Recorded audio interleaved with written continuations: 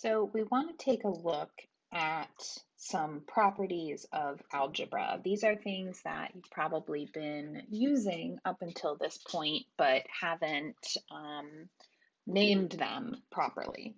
We're going to take a look at these sort of piece by piece, and then we'll put them all together when we're looking at different problems. So I want to look at first the word identity. So we want to think of the word identity as referring to getting a result that is the same as what you started with. So we're going to go down here to our general properties, and we're going to take a look at two properties that use this word identity. So we have two of these. We have one, the identity property of addition, and another one, the identity property of multiplication. And they work very similarly. So if we look at our first property, the identity property of addition, this says that if I take any number A and I add 0 to it, I get A back, right? So started with A, added 0 to it, ended with A. The same thing. So we have a more specific example. If I take 14 plus 0, I get 14. So just kind of a side note for this, 0, the number 0 is what we call our additive identity. I'm just going to shorten that to ID, additive identity. So if I take any number and I add 0 to it, I just get that number back. Okay, so we've done that before. That's nothing new. Okay, so how does this work with multiplication? Well, here I have A, I multiplied it by 1, I get A back. So more specific example, 14 times 1 is just 14. Not 114, just 14. There we go. So we call 1 our multiplicative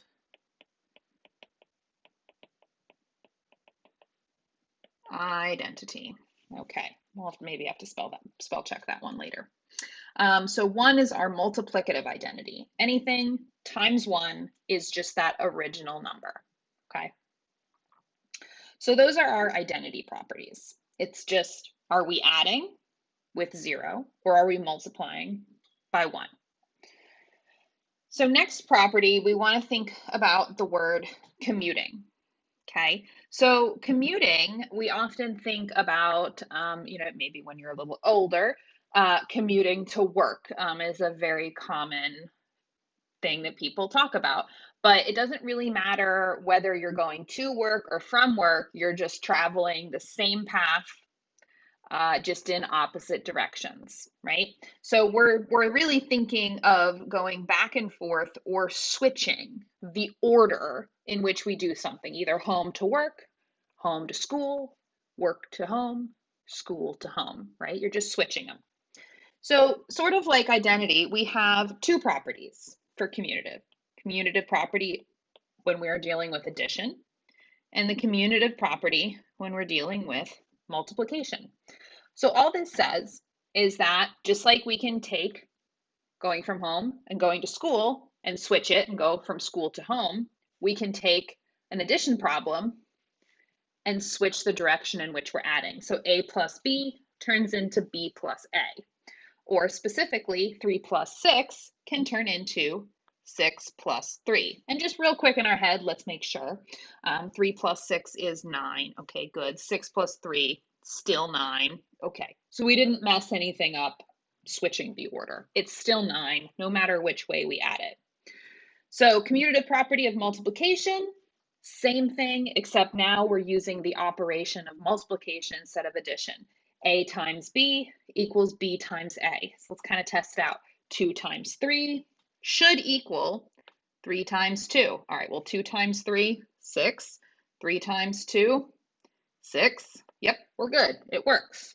Okay, so that's commutative property of addition, or multiplication and addition. Okay, Next up, we want to look at the word associate. So to associate, you are linking or joining things in some way. So things are joined or linked in some way or another. Now in math, we often join things using parentheses, right? If we want to group objects, we group them with parentheses. So the associative identities are going to use these parentheses in order to group things. So we have two associative identities. Hopefully you're seeing a trend here. The associative property, excuse me, not identities, properties. The associative property of addition and the associative property of multiplication. And similar to our other things, really the only thing that's going to change here is whether we're using addition or whether we're using multiplication. So looking at addition, in our generalized problem here we have A and B, A plus B is grouped, then we're adding C. So think about PEMDAS, parentheses first. We would add A plus B, then add C. And on the right-hand side, this time, B and C are grouped together. So we would take B plus C and then add A. So the only thing we changed is what two things were grouped. So if I wanted to apply this over on the other side here, this more specific example, if I have 3 plus 6 grouped on the left-hand side, then adding 5, well, according to the associative property, this should be the same as if I had the 6 plus 5 grouped and was adding 3 by itself. So let's just check using order of operations that this works. So 3 plus 6 is 9. And then we would add 5. 9 plus 5 is 14. Okay, let's check that it works on the other side. So we would do parentheses first. 6 plus 5, that's 11. Okay, 3 plus 11, 14. 14 equals 14. Yep, didn't matter who I grouped. Addition worked out the same way. Okay, let's check it for multiplication. So here we have A times B, then times C on the left. And on the right, we have B times C, then times A. So we've changed who we're grouping. So let's look at a specific example and change who we're grouping and make sure that it works. So we have 2 times 3, then times 4. So the times 4 is kind of left out in the cold. The 2 and the 3 are grouped together, right, with those parentheses.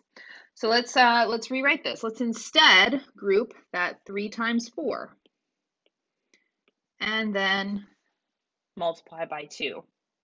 Okay, so let's just check. PEMDAS, parentheses first. 3 times 2, that's 6. All right, 6 times 4, 24. Okay, let's look over on the right-hand side. 3 times 4, that's 12. Then times 2, 24.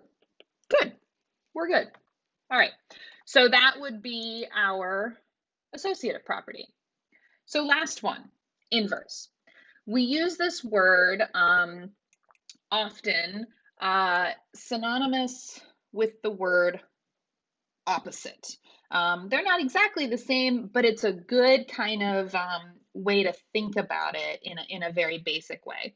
So inverse is often dealing with the opposite of something. Okay, in one way or the other. And this is where our additive identity, 0, and our multiplicative identity, 1, so those things that we can either add 0 to anything, get the original back, multiply anything 1 by 1, get the original back. These are going to come into play here in our inverses. So we're going to take a look at the inverse property of addition and the inverse property of multiplication. So in our first property here, the inverse property of addition, this says if I take A and I add the opposite of A to it, I should get 0, my additive identity. So let's check this out. If I take 4 and I add its opposite, -4, what do I get? Well, 4 plus -4 is 0. Okay. Now, one trick with the inverse property of addition is if you're taking something and you're adding its opposite, you would always get your additive identity or 0 on the other side. So whenever I'm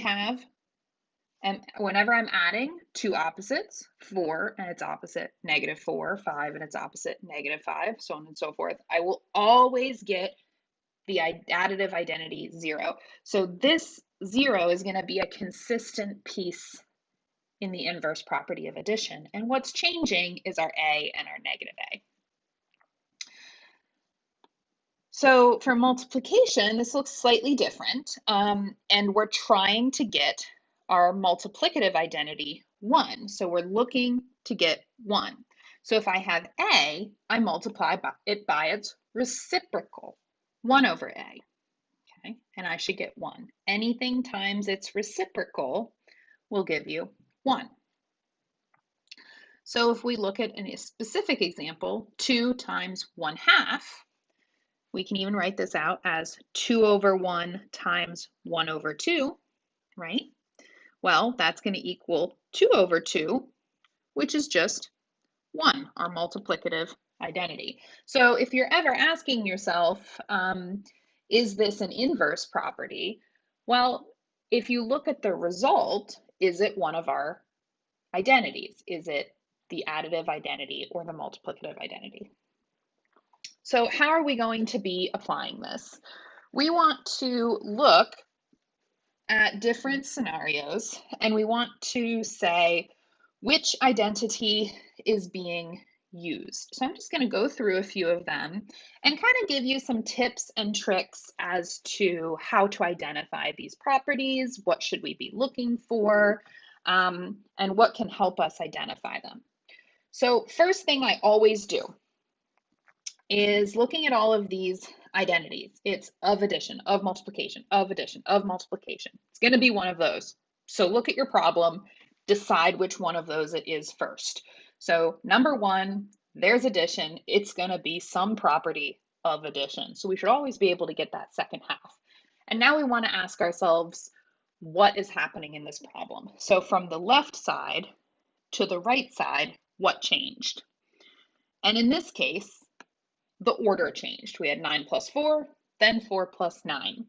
So we're commuting, we're switching the order. So I'm going to go ahead and shorthand some of this. This is going to be the commutative property of addition. So we can shorthand some of this just to make our lives a little easier because this space isn't too big. Okay, so number 2, 32 times 5, so we're an of multiplication property, equals 5 times 32. So again, we're switching. This is commutative property, and this time it's of multiplication because we're using multiplication. So make sure you're getting that second part for correct for sure, right? We can identify addition or multiplication. All right. 4 times 1 equals 4. Well, we had a 4. We ended with a 4 after we finished all of our computations there. This is an identity, right? 4 stayed 4 the entire time. That's how I like to think about it. All right, so this is going to be our identity. We're going to shorthand that to ID. Property of, referring back to our problem, we were multiplying. So this is a property of multiplication. Okay, let's pick out a couple more. Number 4, in parentheses, 2 times 4 plus 6 equals 2 plus. And when something's in parentheses, we often say the quantity of. So 2 plus the quantity of 4 plus 6. All right, key thing here, we've got parentheses. We're grouping. There's only one property that deals with grouping, and that's the associative. Association is grouping. So this is definitely the associative property of, check out your problem. What operation are you using? And we are adding. So this is the associative property of addition. Okay, 0 plus 15 equals 15. We had a 15. We ended with a 15. That's an identity. We got more of the same. So this is an identity property of, we were adding things, so addition.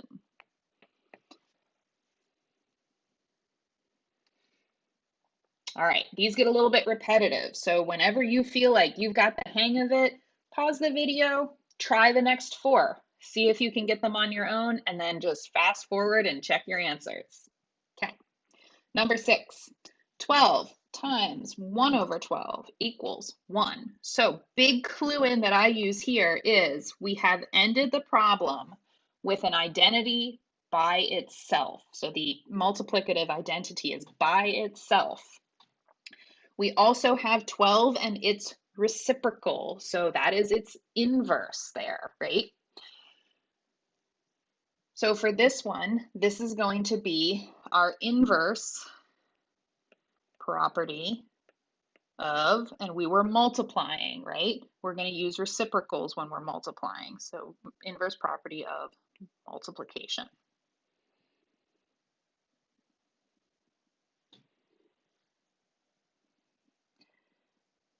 All right, we're going to skip 7 because that's a little bit of a typo there. That doesn't really do much. And we're going to move on to 8. So number 8, we have -8 plus 8 equals 0. So again, that's our additive identity, that special little number that we can add it to anything and get back the original number. And it's alone on one side, and that's my clue in that we have an inverse. And then I look at the other side, -8 and 8 are opposites of each other. So this is our inverse.